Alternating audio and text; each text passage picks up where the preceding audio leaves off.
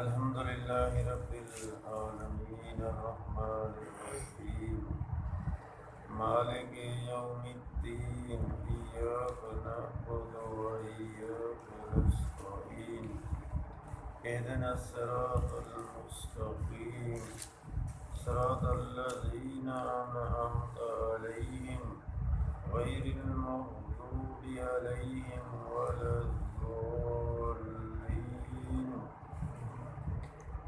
صدق اللہ. سامعین کرام، آج کے درس کے اندر سورۃ الفاتحہ، سورۃ الحمد کا ترجمہ اور تشریح پیش کی جائے گی. اس سورت کی اتنی اہمیت ہے کہ اس کے بغیر نماز ہی نہیں. اگر ترجمے کے ساتھ پڑھا جائے تو اس کی اور کیفیت ہوتی ہے. فاتحہ کا معنی ہے کھولنا، اوپن کرنا کسی چیز کو، اور یہ مکی صورت ہے. اس کے اندر 7 آیات ہیں. بسم اللہ الرحمن الرحیم. اس کا عمومی ترجمہ جو چل رہا ہے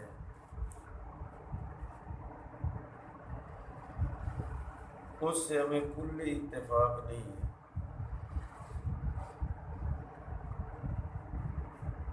تو سادہ ترجمہ شروع اللہ رحمان کے نام سے پڑھتا ہوں جو شان رحیم والا. اس کی تفصیل کسی اور درس میں آئے گی. In the name of Allah Rahman, the most gracious. اب آئیے دوسری آیت الحمدللہ رب العالمین. تو الحمد، حمد کا عام معنی تعریف کیا جاتا ہے، یہ معنی بھی درست نہیں ہے. حمد ایک اصطلاح ہے جو اللہ کے لیے مختص ہے. نعت ایک اصطلاح ہے جو رسول کے لیے مختص ہے. تعریف بھی ایک اصطلاح ہے جو عام مخلوق کے لیے مختص ہے. اس لیے ہماری زبان حمد کا معنی ادا نہیں کر سکتی. دوسری بات، حمد اللہ کی ہے، حمد کا مستحق اللہ ہے. یہ اللہ کا دعویٰ ہے کہ للہ کے اندر لام استحقاق کا ہے کہ حمد اللہ ہی کے لیے ہے، یا حمد کا مستحق اللہ ہی ہے. یہ دعویٰ کس کا ہے؟ اللہ کا دعویٰ ہے. تو جو دعویٰ کرنے والا ہے، دعوے کے دلائل بھی اسی کے ذمہ ہوں گے. تو اللہ نے دعوے کی پہلی دلیل دی ہے کہ رب العالمین، کہ میں عالمین کا رب ہوں. یہ مرکب اضافی کا جملہ ہے. تو مرکب اضافی کا اصول ہے کہ اس کے اندر مغیرت پائی جاتی ہے، یعنی مضاف اور مضاف الیہ کے ملنے سے مرکب اضافی بنتا ہے. اور مرکب اضافی کی جو بنیاد ہے وہ مغیرت کے اوپر ہے. اور اردو میں اس کی پہچان ہے کا کی کے. عالمین کا رب، رسول اللہ اللہ کا رسول، کتاب اللہ اللہ کی کتاب، ناقۃ اللہ اللہ کی اونٹنی، بیت اللہ اللہ کا گھر، روح اللہ اللہ کی روح. اللہ روح نہیں ہے، اللہ کی روح. مسئلے سارے حل ہو جاتے ہیں. تو مرکب اضافی کی پہچان کیا ہے؟ اس کے اندر اردو میں کا کی کے آتا ہے. یہ دو حیثیتوں کو الگ کر دیتا ہے. تو ناقۃ اللہ کا معنی کیا ہے؟ اللہ کی اونٹنی. اونٹنی اللہ کا ہے اور اللہ الگ ہے. بیت اللہ اللہ کا گھر، اللہ اللہ کا ہے، گھر الگ ہے. کتاب اللہ اللہ الگ ہے، یہ کتاب الگ ہے. اسی طرح روح اللہ اللہ الگ ہے، روح الگ ہے. مرکب اضافی کسی جنس کو قبول نہیں کرتا. یہ علیحدگی ثابت کرتا ہے کہ خالق الگ ہے، مخلوق الگ ہے، مالک الگ ہے، مملوک الگ ہے، رب الگ ہے، مربوب الگ ہے. یہ دو الگ الگ ہیں، یہ اکٹھے نہیں ہو سکتے، یہ یاد رکھنا۔ عیسائیت نے کیا کیا ہے؟ مرکب اضافے کی بجائے مرکب توصیفی کو لیا۔ ان کے نزدیک صفت موصوف سے جدا نہیں ہوتی، اس لیے یہ ایک ہی شے ہے، یعنی خالق اور مخلوق الگ نہیں ہے، بلکہ کیا ہے؟ یہ ایک ہی چیز ہے۔ کیا یہ عقیدہ صحیح ہے؟ اسے وحدت الوجود کا عقیدہ بھی کہا جاتا ہے، عینیت کا عقیدہ بھی کہا جاتا ہے، یعنی خالق مخلوق کے درمیان ایک ایسا ٹانکا لگانا جس طرح سنارے سونے میں ٹانکا لگا کر دیتے ہیں۔ کیا یہ ٹانکا لگانے سے خالق مخلوق ایک ہو جائے گا؟ آج ضرورت بھی ہے کہ خالق کو خالق اور مالک کو مالک، رب کو رب، مخلوق کو مخلوق کے درجے میں رکھا جائے۔ اس چیز کی تبلیغ کی ضرورت ہے، خالق مخلوق کا فرق سمجھایا جائے۔ عیسائیت کیا کہتی ہے کہ اللہ کل ہے اور عیسیٰ علیہ السلام اس کا جز ہے، کل جز سے جدا نہیں ہوتا۔ یا اللہ روح ہے، اس کی روح سے عیسیٰ علیہ السلام کی روح ہے، تو لہذا اللہ اور عیسیٰ کی روح ایک روح قدیم ہے۔ کیا یہ عقیدہ صحیح ہے؟ اللہ اور عیسیٰ علیہ السلام ایک ہے؟ یا اللہ کی جو روح ہے وہ تو اس کی ملکیت ہے، مخلوق ہے۔ عیسائی اللہ کی روح کو صفت لیتے ہیں اور عیسیٰ علیہ السلام کو صفاتی بیٹا مانتے ہیں۔ صفت پھر اپنے موصوف سے جدا نہیں ہوتی، اس لیے ایسا عقیدہ جو ہے یہ شرکی عقیدہ ہے۔ روح اللہ کی ملکیت ہے، اللہ کا جز نہیں، اللہ کا حصہ نہیں۔ یہ بات یاد رکھنے والی ہے۔ جو روح کو قدیم مانتے ہیں، موت نہیں مانتے،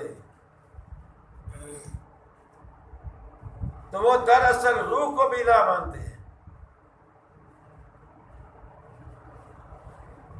جس شے کے اندر ہندوؤں کا کیا عقیدہ، اچھے کی روح نکل کر اچھے میں، برے کی نکل کر برے میں سفر کرتی رہتی ہے، اور بعض کیا ہے اس کو جلا دیتے ہیں جسم کو۔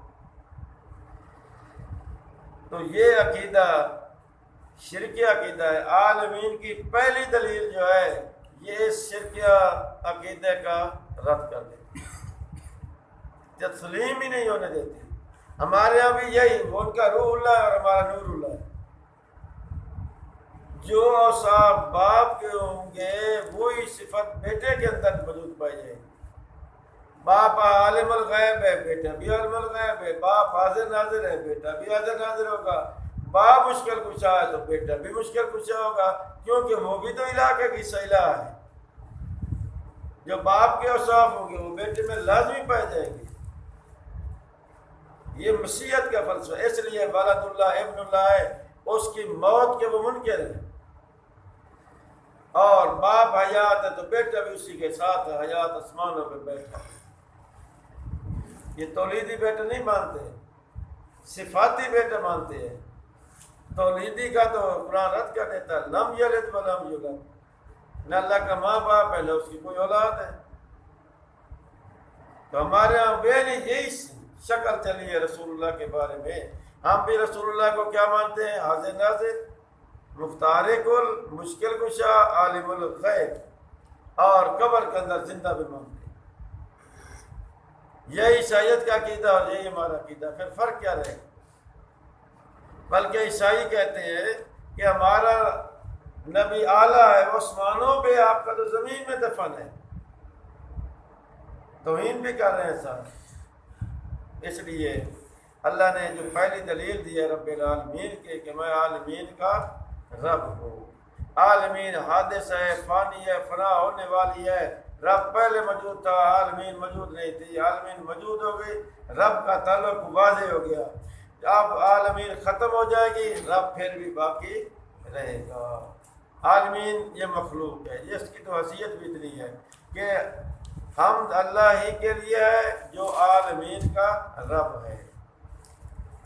اب دوسری دلیل، الرحمن الرحیم، جو رحمان ہے اور رحیم ہے۔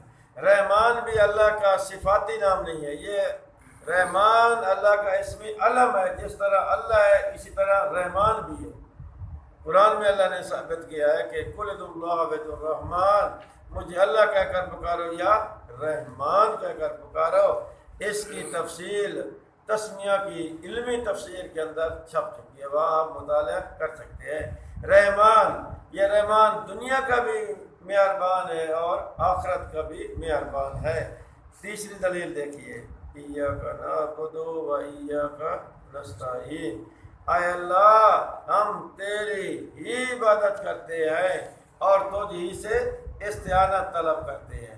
جس کی عبادت کرنی ہے مدد بھی اسی سے طلب کرنی ہے۔ یہ نہیں ہے کہ عبادت غیر اللہ کی ہو اور نصرت مدد اللہ کے لیے کھڑے ہو جا مانگنے، یہ ایسی بات نہیں ہوگی۔ عبادت کے لیے کیا ضروری ہے کہ عابد، عبادت کرنے والا، معبود جس کی عبادت کی جائے، عبادت کا جو طریقہ ہے وہ رسول اللہ کے مطابق ہو، پھر اس کی وہ عبادت قابل قبول ہوگی۔ اور استعانت، غیر اللہ کی استعانت جو طلب کرنی ہے وہ شرک ہے۔ ایک استعانت دینے والا، ایک مانگنے والا، اور تیسری جس شے سے استعانت طلب کی جا رہی ہے، یہ تینوں چیزیں لازم و ملزوم ہے۔ آگے اہدنا الصراط المستقیم، اے اللہ تو ہمیں صراط مستقیم پر ثابت قدم رکھ۔ صراط مستقیم سے مراد 90 درجے کا زاویہ، وہ زاویہ کیما ہوتا ہے، بلکہ 90 پلس 90 180 کا جو زاویہ بنتا ہے وہ صراط مستقیم کا زاویہ ہوگا۔ زاویہ مستقیم ٹوٹل زاویہ 360 کا نصف کیا ہوتا ہے 180 180، یعنی گول ٹائر ہے تو اس کا سینٹر ایکسل والا جو حصہ ہے اس کا نصف کر دیا جائے تو یہ نصف کیا صراط مستقیم ہے۔ ہم نے کس راستے کے اوپر چلنا ہے؟ صراط مستقیم والے راستے کے اوپر چلنا ہے۔ لیکن اب اس صراط مستقیم کو ریاضی دانوں نے بھی لیا، ان کے پاس بھی کوئی مستقیم کی زاویے کی اصطلاح نہیں تھی، تو اب ہم مستقیم جو اسلام کا راستہ تھا، دین اسلام کا راستہ تھا، چھوڑ کر ہم نے کیا ہے اپنے الگ الگ سکول آف تھاٹ بنا لیے۔ ایسی بات نہیں ہے۔ مرنے والے سے جب سوال ہوتا ہے تو وہ کیا جواب دے گا؟ آنا وہابی ہوں؟ نہیں، یہ جواب ہی نہیں ہوگا اس سے بات۔ اس لیے غور کیجیے، اپنی احتیاط کیجیے، مستقیم زاویے کو سمجھیے۔ آگے ایک ترجمہ مرزائیوں نے اختراع کر رکھا ہے، کیا اللہ تو ہمیں سیدھی راہ دکھا دے۔ وہ کہتے ہیں راہ دکھا نہیں ہے اللہ نے، ابھی جاری ہے یہ راہ، اس لیے مرزا نے دعویٰ کیا نبوت کا۔ تو اس کا کیا ترجمہ ہوگا کہ اللہ تو ہمیں صراط مستقیم پر چلائے رکھ یا اس پر ثابت قدم رکھ۔ یہ دکھانے والا ترجمہ یہ نجائز طور پر انہوں نے اس سے فائدہ حاصل کر رکھا ہے۔ پھر فرمایا صراط الذین انعمت علیہم، پھر وہ راستہ ان لوگوں کا ہے انعمت علیہم جن پر آپ نے انعام کیا، وہ منعم علیہم لوگ، انعم اللہ من النبیین والصدیقین والشہداء والصالحین۔ اب یہی ایسا رستہ ہے کہ جو اس راستے پہ چل گئے نہ بعد میں ان پہ غضب ہوا ہے اور نہ وہ گمراہ ہوئے۔ جو اللہ کے منعم علیہ بندے ہیں، انعام یافتہ بندے ہیں، نہ وہ گمراہ ہوئے ہیں نہ وہ راستے سے بھٹکے ہیں۔ لیکن ہمارے مفسرین نے دو راستے بنا دیے، منعم علیہ لوگوں کا الگ راستہ، نہ ان لوگوں کا راستہ ترجمہ کرتے ہیں کہ جن پر تیرا غضب ہوا اور جو گمراہ ہوئے۔ یہ ترجمہ درست نہیں ہے۔ جو اللہ کے راستے پہ چل گیا، اللہ والا بن گیا ہے، نہ وہ بعد میں غضب اس پہ آیا ہے اور نہ ہی وہ گمراہ ہوا ہے۔ تو یہ صورت بڑی اہمیت کی حامل ہے، اس لیے ترجمہ ہمارے ذہن میں مستحضر ہوگا تو اس کے افادیت اور زیادہ بڑھتی چلی جائے گی، کیونکہ اس فاتحہ کے بغیر کوئی نماز نہیں ہوتی۔ یہ ام الکتاب ہے، ساری کتاب کی یہ ماں ہے یہ سورت، اور باقی اس سورت کے سارے دعوے کے دلائل ہیں۔ ہم نے تو اب نام بھی بگاڑ کر فاتحہ کے بجائے فاتحہ رکھ دیا نا، اور اس سورت کے اندر تو مردے کا ذکر بھی نہیں ہے جس کے لیے ہم پڑھ رہے ہیں۔ ایک اور سوال، زندہ ڈیرے والا ایک آدمی 500 روپے دیتا ہے غریب کو، کیا میری طرف سے نمازیں پڑھی، وہ 5 نمازیں پڑھتا ہے، فی نماز 100 روپیہ، کیا اس کی نماز پڑھی ہوئی اس ڈیرے والے کو ثواب مل جائے گا؟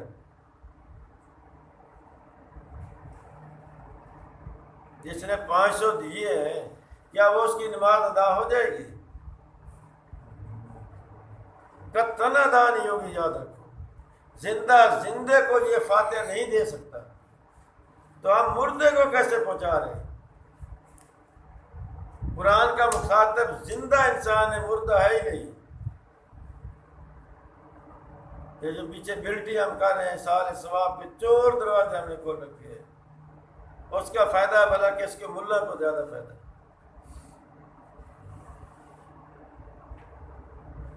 جب جنازے کی دعا پڑھتے ہیں تو اس میں کیا پڑھتے ہیں؟ اللہم اغفر لے حینا، اے اللہ ہم زندوں کو بخش دے۔ گائے کیسے لیے کھڑے ہوتے ہیں؟ مردے کے لیے گائے کھڑے ہوتے ہیں، تو دھوکہ کیوں کر رہے ہیں؟ پھر بھی وہاں بھی لالچ اپنی مانگ رہے ہیں، پہلے وہاں میت ہے نا، مردے کے لیے تو دوسرے نمبر پہ لے جا رہے ہیں۔ حق کیا کہ پہلے مانگنی چاہیے تھی اس کے لیے۔ ثابت ہوتا ہے کہ جتنی ضرورت اس دعا کی زندہ کو ہے اتنی مردے کو بھی نہیں، کیونکہ زندہ انسان اس قرآن کا مخاطب ہے۔ یہ ہماری بدبختی ہے، دوری ہے کہ ہم نے اس کی حقیقت کو بھلا دیا ہے اور الٹا لگا دیا ہے، اور ملا نے ہمارا علاج بھی ٹھیک کر رکھا ہے کہ زندہ دیتے کچھ نہیں ہے، چلو اور کچھ نہیں ہے تو مردوں کے حوالے سے تو ان کو خوب ننگا کیا جائے، خوب اپنی جو تجوریاں وہ بھری جائے۔ تو ہم نے کیا کرنا ہے؟ اس کا ترجمہ یاد کرنا، یاد کر کے نماز پڑھ رہے ہیں تو ہمیں پتہ ہو کہ ہم کیا کریں۔ الحمدللہ رب العالمین، حمد اللہ ہی کے لیے ہے جو سارے جہان کا پالنے والا ہے، پالنہار ہے، یہ سارے عالمین کا وہ رب ہے یا مربی ہے، جو رحمان بھی ہے، رحیم بھی ہے، مالک یوم الدین، قیامت کے دن کا بھی وہ مالک ہے، مالک یوم الدین۔ کیا آج کے دن کا وہ مالک نہیں ہے؟ یہاں تو قیامت کا بتایا جا رہا ہے، بھائی جو آج کے دن کا مالک ہوگا تو وہ قیامت کے دن کا مالک بنے گا۔ اس سورت کے اندر 3 اصول ایمانیات بتائے گئے ہیں، توحید، رسالت اور آخرت۔ توحید کیا ہے؟ الحمدللہ رب العالمین، الرحمن الرحیم۔ آخرت کیا ہے؟ مالک یوم الدین۔ اور رسالت کیا ہے؟ کہ صراط الذین انعمت علیہم۔ یہ 3 اصول ایمانیات ہیں، اور ان تینوں کی وضاحت سارا آگے قرآن کریم ہے۔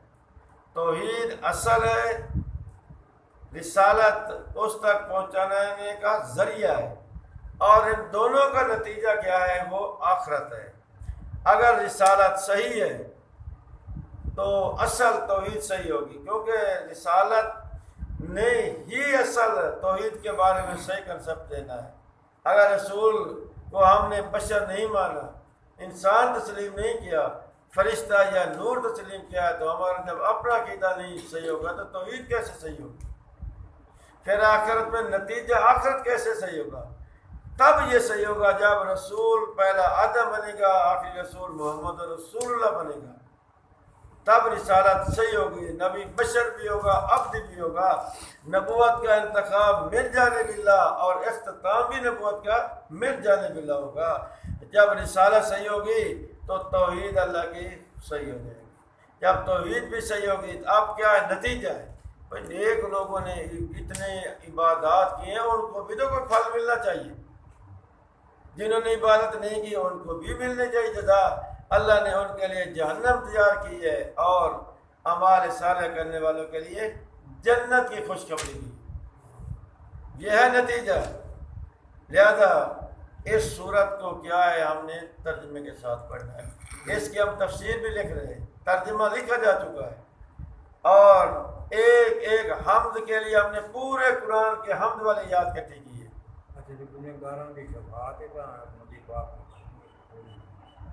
اب رب کی جتنی آیات ہیں قرآن کریم کے اندر وہ ساری ہم نے لگ کی ہیں، اسی طرح عالمین کی اور رحمان کے جتنے الفاظ ہیں، رحیم کے، مالک کے، یوم کے، دین کے، اکٹھا کر کے یہ تفسیر بنائی جا رہی ہے تاکہ پورے قرآن کے اندر اس کی حقیقت واضح ہو جائے۔ اس لیے کتنی ضرورت ہے اس تفسیر کو چھاپنے کی، تو کوئی ہے اس کو چھپانے کے لیے تیار؟ ہمارا مسودہ